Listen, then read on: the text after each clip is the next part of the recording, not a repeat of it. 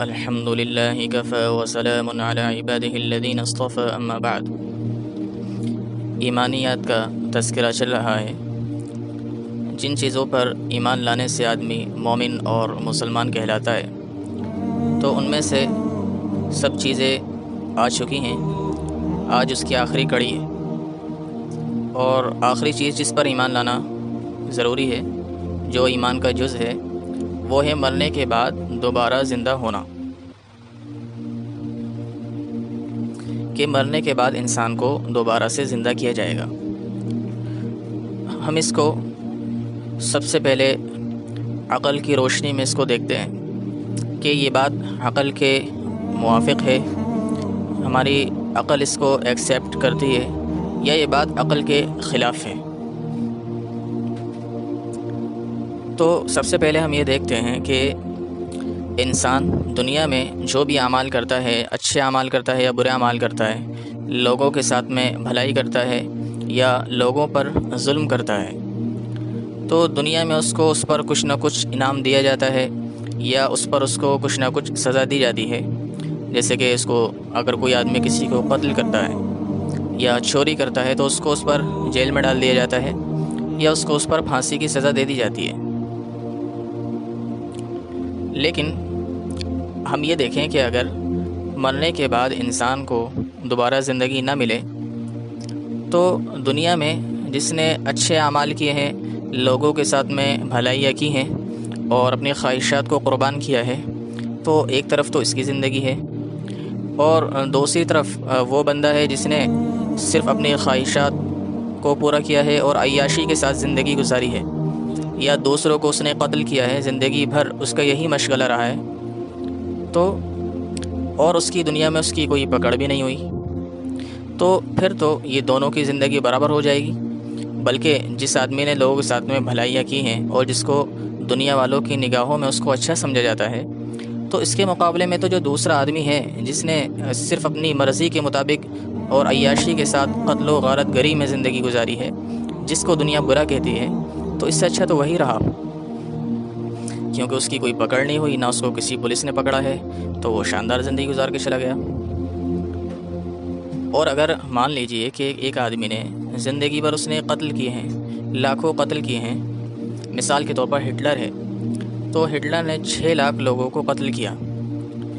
تو اس کے بدلے میں اس کو قتل کر دیا گیا، تو یہ جو سزا ہوئی، یہ 6 لاکھ آدمیوں کی سزا ہوئی یا صرف ایک آدمی کی سزا ہوئی؟ ظاہر بات ہے کہ یہ تو صرف ایک آدمی کی سزا ہوئی، باقی جو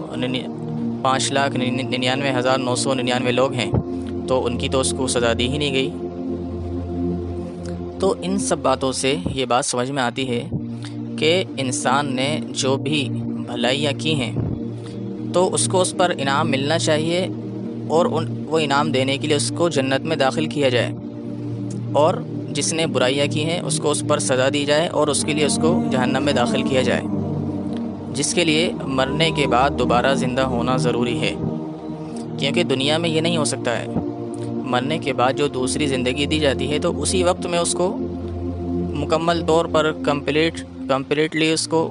مکمل اس کا انعام مل سکتا ہے، اور برائیاں کرنے پر اس کو اچھی طرح اس پر سزا مل سکتی ہے۔ دوسری بات، بعض لوگوں کا خیال یہ ہوتا ہے کہ مرنے کے بعد میں انسان کی جو اس نے زندگی میں اچھے اعمال کیے ہوتے ہیں، تو ان اچھے اعمال کا بدلہ اس کو یہ ملتا ہے کہ اس کی روح کو اچھی لوگوں کی روح میں منتقل اور ٹرانسفر کر دیا جاتا ہے۔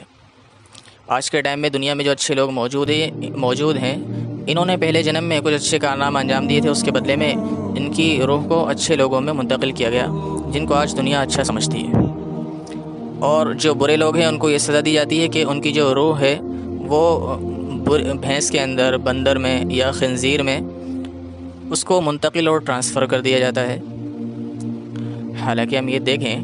کہ آج کے ٹائم میں جو بندر ہیں یا بھینسیں ہیں،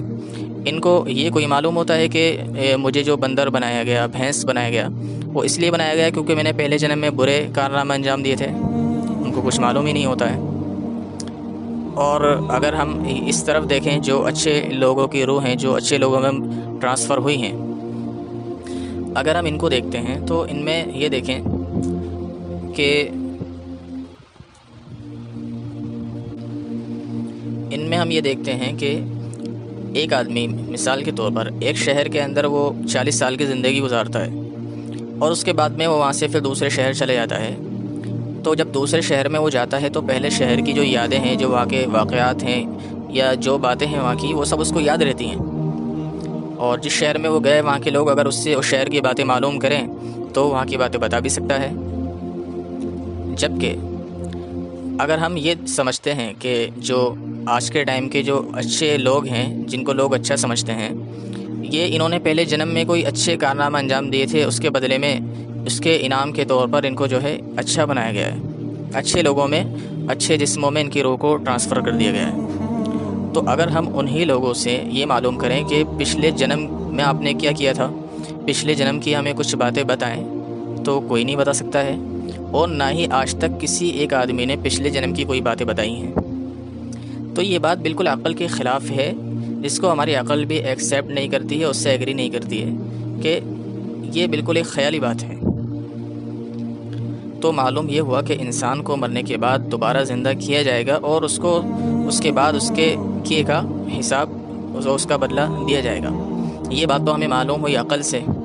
اور اسی کا تذکرہ قرآن کریم میں بھی ہے۔ قرآن کریم اللہ تعالیٰ فرماتا ہے کہ اولم یروا ان اللہ الذی خلق السماوات والارض ولم یعی بخلقہن بقادر علی ان یحیی الموتى، کیا یہ لوگ نہیں دیکھتے کہ جس نے آسمانوں کو اور زمین کو پیدا کیا ہے اور وہ ان کے پیدا کرنے سے تھکا نہیں ہے، تو کیا وہ ان کو دوبارہ زندہ کرنے پر قادر نہیں ہے؟ دوسری آیت میں اللہ تعالیٰ ارشاد فرماتا ہے کہ قال من یحیی العظام وہی رمیم قل هو الذی انشأها اول مرہ وهو بكل خلق علیم، کہ کسی کافر نے آپ علیہ السلام سے کہا کہ جو بوسیدہ ہڈیاں ہیں، کیا جو ریزہ ریزہ ہو چکی ہیں، کیا ان کو کون زندہ کر سکتا ہے؟ تو اللہ تعالیٰ نے آپ علیہ السلام سے ارشاد فرمایا کہ ان سے کہہ دو کہ جس نے ان کو پہلی مرتبہ پیدا کیا ہے وہ ان کو دوبارہ بھی پیدا کر سکتا ہے۔ تو یہ بات بالکل عقل کے ہمارے موافق ہے کہ کسی چیز کو بغیر نمونے کے بنانا، پہلی مرتبہ میں بنانا، یہ بہت مشکل کام ہوتا ہے، لیکن جب آدمی ایک چیز کو بنا چکا ہے تو اس کے بعد میں دوبارہ سے اس چیز کو بنانا یہ تو اس کے لیے آسان ہو جاتا ہے۔ بعد میں اس کی کوئی خرابی ہو جاتی ہے یا دوسرا اس کا کوئی سیمپل بنانا ہے یا دوبارہ سے اسی کو بنانا ہے، تو یہ اس کے لیے آسان ہوتا ہے۔ تو جب اللہ تعالیٰ نے ہمیں پہلی بار میں بنا چکا ہے، ہمیں پیدا کر چکا ہے، تو دوبارہ میں اس کے لیے بنانا کیا مشکل کام ہے؟ بالکل یہ عقلی بات ہے۔ ایسے ہی قرآن کریم میں حضرت ابراہیم علیہ السلام کا واقعہ ذکر کیا گیا ہے۔ وہ انسانوں کو دوبارہ زندہ کس طرح کیا جائے گا وہ اس کو دیکھنا چاہتے تھے، تو انہوں نے اللہ تعالیٰ سے کہا، تو اللہ تعالیٰ نے ان سے کہا کہ تم ایسا کرو کہ 4 پرندے پالو اور اس کو خود سے ہلا لو تاکہ تم اچھی طرح ان کی پہچان ہو سکے۔ اس کے بعد میں ان کو ذبح کر دو اور ان کے ٹکڑے ٹکڑے کر دو، ان کا قیمہ بنا دو۔ اس کے بعد میں اس کے جو پر ہیں، جو ان کے ٹکڑے ہیں، چاروں کو بالکل آپس میں مکس کر لو۔ اس کے بعد میں اس کا کچھ حصہ کر کے ایک پہاڑ پر رکھ دو، کچھ حصہ کر کے دوسرے پہاڑ پر رکھ دو، ایسے ہی کچھ پہاڑوں پر رکھ دو۔ اس کے بعد تم ان کو بلاؤ تو وہ تمہارے بلانے پر دوڑتے ہوئے چلے آئیں گے۔ چنانچہ ابراہیم علیہ السلام نے ایسا ہی کیا اور ایسا ہی ہوا۔ ایک مثال تو یہ ہے۔ دوسری مثال حضرت عزیر علیہ السلام کی ہے کہ حضرت عزیر علیہ السلام ایک بستی کے پاس سے گزرے، تو انہوں نے اس کو دیکھ کر سوچا، جو تباہ و برباد ہو چکی تھی، کہ ان کو دوبارہ کیسے، یہ بستی دوبارہ کیسے زندہ ہوگی، دوبارہ سے کیسے آباد ہوگی۔ چنانچہ وہ ایک جگہ گئے تو ان کے ساتھ میں ان کا گدھا اور ان کے ساتھ میں کھانا اور پینے کی کوئی چیز تھی۔ تو وہ سوئے تو اللہ تعالیٰ نے ان کو 100 سال تک ان کو سلائے رکھا، ان کو موت دے دی۔ اس کے بعد میں جب 100 سال کے بعد اللہ تعالیٰ نے ان کو اٹھایا تو انہوں نے دیکھا کہ ان کا جو گدھا تھا وہ بالکل مر کر ختم ہو گیا تھا، اس کی ہڈی ریزہ ریزہ ہو چکی تھی۔ تو پھر اللہ تعالیٰ نے انہی کی آنکھوں کے سامنے اس گدھے کو دوبارہ سے زندہ کر کے دکھا دیا۔ انہوں نے اس کو اپنی آنکھوں سے دیکھ لیا، ان کو اطمینان ہو گیا کہ اللہ تعالیٰ دوبارہ سے کیسے زندہ کر سکتے ہیں، انہوں نے خود اس کو اپنی آنکھوں سے دیکھ لیا۔ تو قرآن کریم سے اس کا ثبوت ملتا ہے، اور اسی طریقے سے حدیث میں بھی اس کا ذکر آتا ہے۔ ایک حدیث میں مسلم شریف کی روایت ہے جو مشکات میں ذکر ہے، اس میں اس حدیث کا میں آخری حصہ بتاتا ہوں۔ اس میں بتایا گیا ہے کہ اللہ تعالیٰ قیامت کے دن ایک ایسا پانی برسائیں گے کہ جس سے لوگ زمین سے ایسے اگیں گے جیسے کہ ہریالی اور سبزہ اگتا ہے، اور انسان کے جسم میں جتنی بھی ہڈیاں ہیں وہ سب کی سب ہر ایک چیز ریزہ ریزہ ہو جاتی ہے، کل سڑ جاتی ہے، ختم ہو جاتی ہے، لیکن سوائے ایک ہڈی کے جس کو عجم الذنب کہا جاتا ہے۔ اور یہ جو ہڈی ہوتی ہے یہ ہمارے جو ریڑھ کی ہڈی ہے اس کے نیچے جہاں یہ ہڈی ختم ہو رہی ہے وہاں ہلکی سی نوک نکلی ہوئی ہوتی ہے، اس حصے کو عجم الذنب کہا جاتا ہے۔ جو ہڈی انسان کو قبر میں دبا دیا جائے تو اس کو مٹی نہیں کھاتی ہے، جلا دیا جائے تو وہ جلتی نہیں ہے۔ تو حدیث میں ہے کہ اسی کے ذریعے سے قیامت کے دن انسان کا پورا جسم بنایا جائے گا،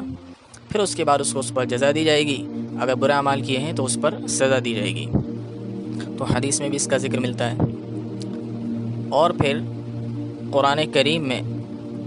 1400 سال پہلے جتنے بھی پیشین گوئیاں کی گئی تھیں سائنس سے متعلق، اس میں سے 80% پیشین گوئیاں آج کے ٹائم میں صحیح ثابت ہو چکی ہیں، جس کو سائنس خود مانتی ہے۔ اب 20% پیشین گوئیاں باقی ہیں، 20% پریڈکشن باقی ہیں، جن میں سے اس دوبارہ زندہ کیے جانے کا ذکر بھی ہے۔